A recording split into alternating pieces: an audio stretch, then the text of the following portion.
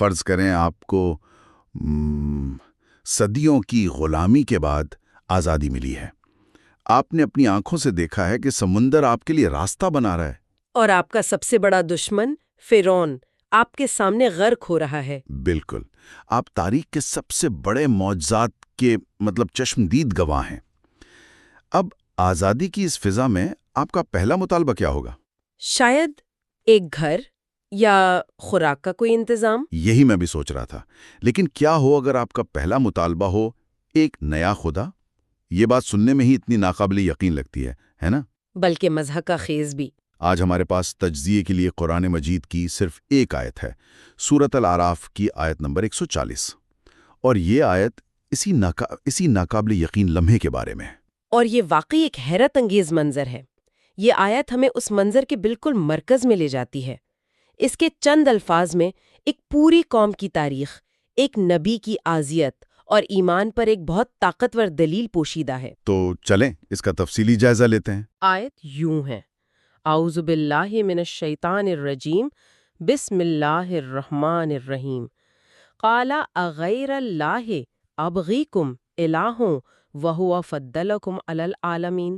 جس کا ترجمہ ہے، اس نے کہا کیا میں تمہارے لیے اللہ کے سوا کوئی اور معبود تلاش کروں حالانکہ اسی نے تمہیں تمام جہان والوں پر فضیلت دی ہے؟ جی ٹھیک ہے، تو آئیے اس کو کھولتے ہیں۔ آیت شروع ہوتی ہے قالا سے، یعنی اس نے کہا۔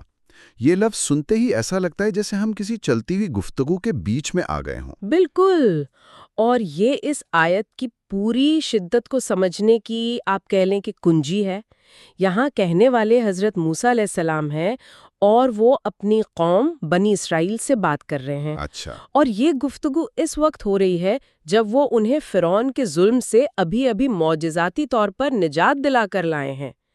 وہ بحر احمر پار کر چکے ہیں، لیکن راستے میں کچھ لوگوں کو بتوں کی پوجا کرتے دیکھ کر ان کی قوم مطالبہ کرتی ہے کہ ہمارے لیے بھی ایسا ہی ایک معبود بنا دو۔ اوہو، تو یہ پس منظر ہے، یعنی صدیوں کی غلامی، پھر وہ معجزاتی آزادی اور اس کے فوراً بعد یہ مطالبہ۔ اس پس منظر کے ساتھ تو حضرت موسیٰ کا اگلا جملہ بہت زیادہ وزن رکھتا ہے۔ بہت زیادہ۔ اب اس سوال کو دوبارہ سنیں: اغیر اللہ ابغیکم الہ، کیا میں تمہارے لیے اللہ کے سوا کوئی اور معبود تلاش کروں؟ یہ صرف ایک سوال نہیں ہے۔ نہیں، اس میں ایک صدمہ ہے، ایک شدید دکھ ہے۔ جی، آپ اس لہجے میں وہ مایوسی محسوس کر سکتی ہیں۔ یہاں جو چیز مجھے سب سے زیادہ متاثر کر رہی ہے وہ اس سوال کی ساخت ہے۔ انہوں نے یہ نہیں کہا کہ کیا تم اللہ کے سوا کوئی اور معبود تلاش کرو گے، ہاں، بلکہ یہ کہ کیا میں تمہارے لیے تلاش کروں۔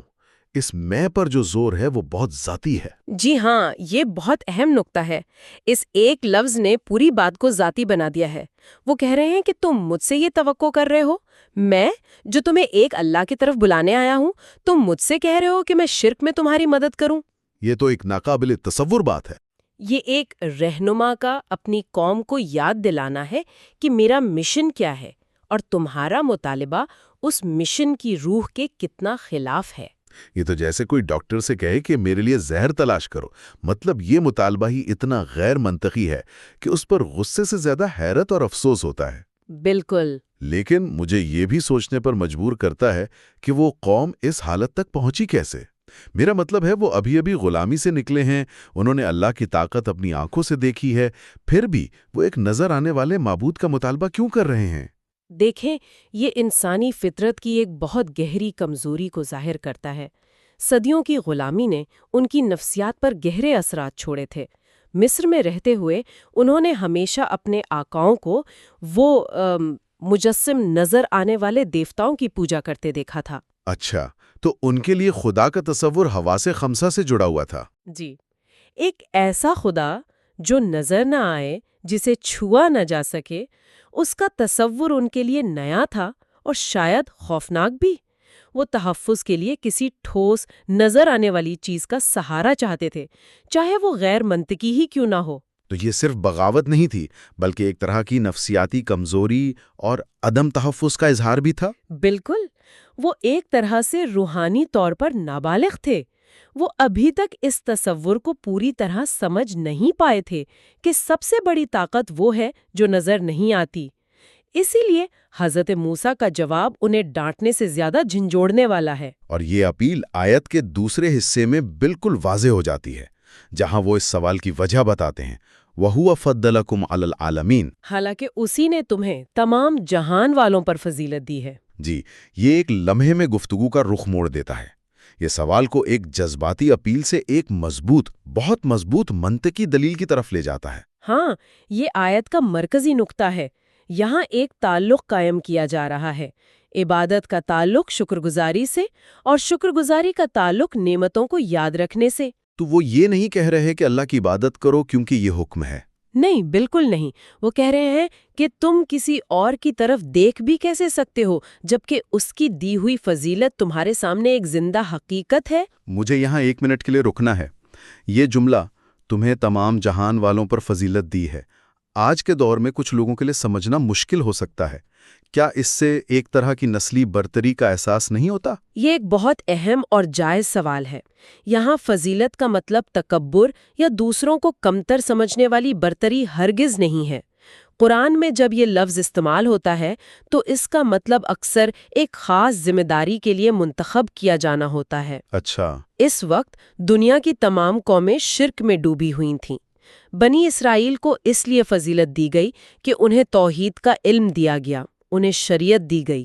یہ ایک اعزاز تھا، لیکن یہ ایک بہت بڑی ذمہ داری بھی تھی۔ اچھا، تو یہ ایک فضیلت برائے خدمت جیسا تصور ہے، یعنی جسے زیادہ دیا گیا ہے اس سے توقع بھی زیادہ کی جائے گی؟ بالکل یہی بات ہے۔ یہ ایک انعام نہیں تھا جس پر وہ فخر کرتے پھریں، بلکہ ایک بھاری ذمہ داری تھی کہ وہ توحید کے پیغام کو دنیا تک پہنچائیں۔ اور حضرت موسیٰ انہیں یہی یاد دلا رہے ہیں کہ جس اللہ نے تمہیں اس عظیم مقصد کے لیے چنا ہے، تم اسی کو چھوڑ رہے ہو۔ یہ تو اپنی ذمہ داری اور اپنے مقام دونوں سے انکار کرنے کے مترادف ہے۔ جی، یہ وضاحت بہت مددگار ہے۔ تو اب اگر ہم دونوں حصوں کو جوڑیں، ایک طرف وہ صدمے والا سوال ہے کہ کیا میں اللہ کے سوا کوئی اور خدا تلاش کروں؟ اور دوسری طرف اس کی دلیل ہے کہ حالانکہ اسی نے تمہیں یہ خاص مقام دیا ہے۔ اب پوری دلیل کی طاقت کو دیکھیں۔ یہ ایک ایسی منطق ہے جسے جھٹلایا نہیں جا سکتا۔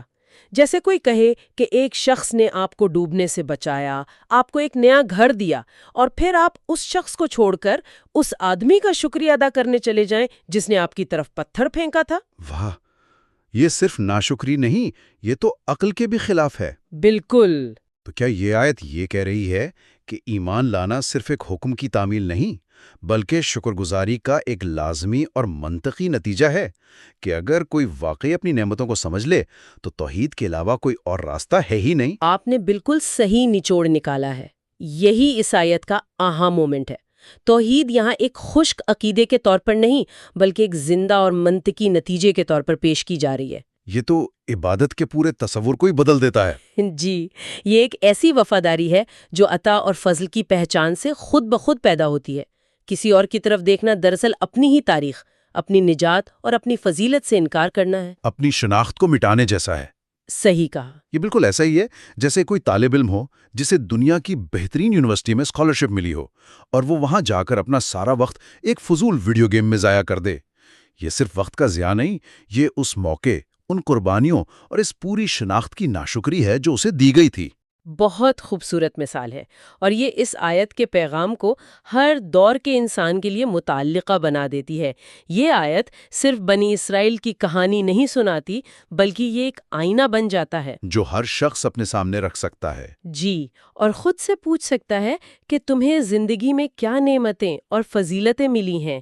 کیا وہ اچھی صحت ہے، تیز دماغ ہے، کوئی خاص ہنر ہے، یا محفوظ ماحول ہے؟ اور پھر اس کا اگلا زیادہ مشکل سوال یہ ہے کہ کیا تمہاری وفاداریاں، تمہاری ترجیحات ان نعمتوں کے پیمانے کے مطابق ہیں، یا تم اپنی زندگی کے سب سے قیمتی تحفوں کو ٹھائنا کان سرو یعنی فور گرانٹیڈ لے کر ان چیزوں کے پیچھے بھاگ رہے ہو جن کی کوئی حقیقی قدر نہیں؟ اسی لیے یہ پیغام اپنے تاریخی پس منظر سے نکل کر ایک آفاقی اصول بن جاتا ہے۔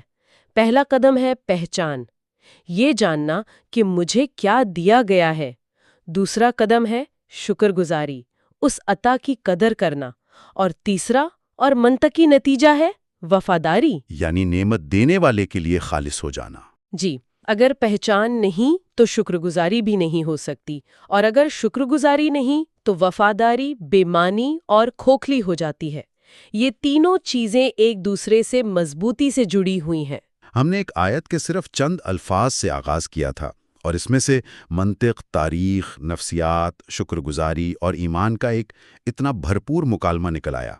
یہ قرآن کے اسلوب کی ایک بہترین مثال ہے کہ کس طرح کم سے کم الفاظ میں گہرے سے گہرے معنی سمو دیے جاتے ہیں۔ اور یہ آیت ہمارے لیے سوچ کا ایک بہت طاقتور فریم ورک چھوڑتی ہے۔ بالکل، یہ بتاتی ہے کہ سچا ایمان محض اندھی تقلید یا رسم و رواج کا نام نہیں ہے۔ ایمان کی جڑیں یادداشت اور شکر گزاری میں ہوتی ہیں۔ جب ہم بھول جاتے ہیں کہ ہمیں کیا کچھ دیا گیا ہے، تبھی ہم بھٹکنا شروع کرتے ہیں۔ بھولنا دراصل ناشکری کی پہلی سیڑھی ہے۔ اور یہ ہمیں غور و فکر کے لیے ایک آخری نقطے پر لاتا ہے۔